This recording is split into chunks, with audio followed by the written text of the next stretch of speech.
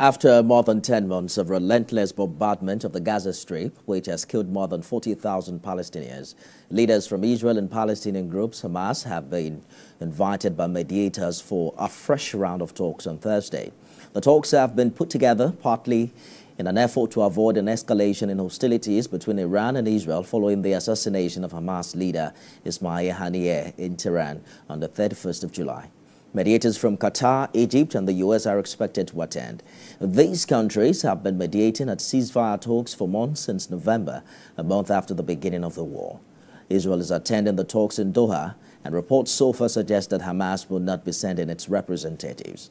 The Hamas-run health ministry now says more than 40,000 Palestinians have been killed as a result of Israeli military action in Gaza since October 7th Hamas-led attack in Israel. And ahead of another round of truce talks on Israel-Hamas War, global affairs analyst Ambrose Igboke joins me live from Enugu State. Mr. Igboke, the Israel attacks in Gaza, we understand, have killed about 40,000, or rather 40 people in the last 24 hours. The overall figure is now 40,000 according to Hamas Health, Gaza Health Ministry. We've had lots of conversation and negotiations going on.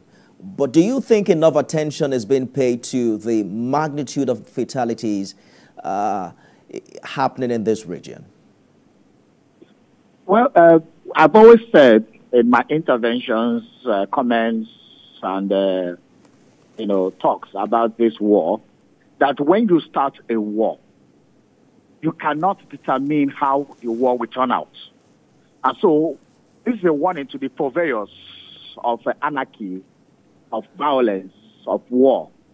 The people who attacked Israel on the 7th of October last year didn't know that the retaliation could claim so many lives. So why the world is talking about the fatalities, I think the world is not taking care of the people who caused these very fatalities, which is Hamas. Hamas is being treated with kid gloves, and I don't know why. If not that Israel itself took their own war by themselves, the United Nations is fighting Hamas. The United Nations is not hammering on Hamas. They are just hammering on the consequences. It is unfortunate that so many lives have been lost. But again, Israel says it has the right to defend itself. Israel has also said, release the hostages you picked up in October last year. Hamas has refused to do that.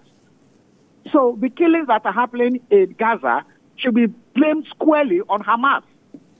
Because you cannot, any serious country will not fold its arms and allow external forces to come, invade their territory and, disfigure their territorial integrity, and you allow them to stay.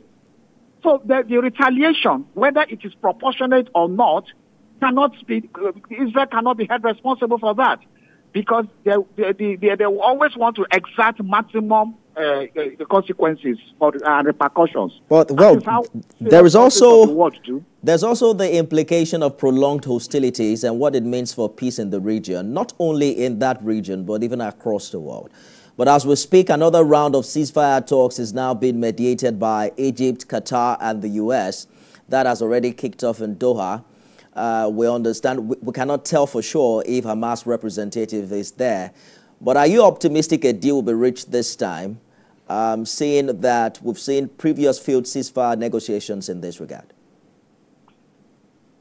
Historically, it is very clear to all discerning minds that peace in the Middle East has become very elusive. It is also very clear that some people are actually disadvantaged when there is peace in the Middle East. So they try everything to ensure that the Middle East is a theater of war, is a theater of violence, is a theater of terrorism. And this has been happening since after the Second World War. It has been happening since. Now, the purveyors of violence find an excuse by using Israel, saying Israel is occupying Palestine. So they use Palestine as excuses for making Middle East epicenter of war. But these guys are just warmongers who benefit from, whether arms sale, control of territory, causing upheavals everywhere in the Middle East. And they are very entrenched. Remember the Camp David Accord that was done so many years ago that brought relative peace. Remember the two-state solution. Remember all those things. There's the Middle East. Remember the Shah Revolution in 1979. Everything in the Middle East seemed to be construed towards violence, war, and the repercussions. So it's a cycle of war, of violence.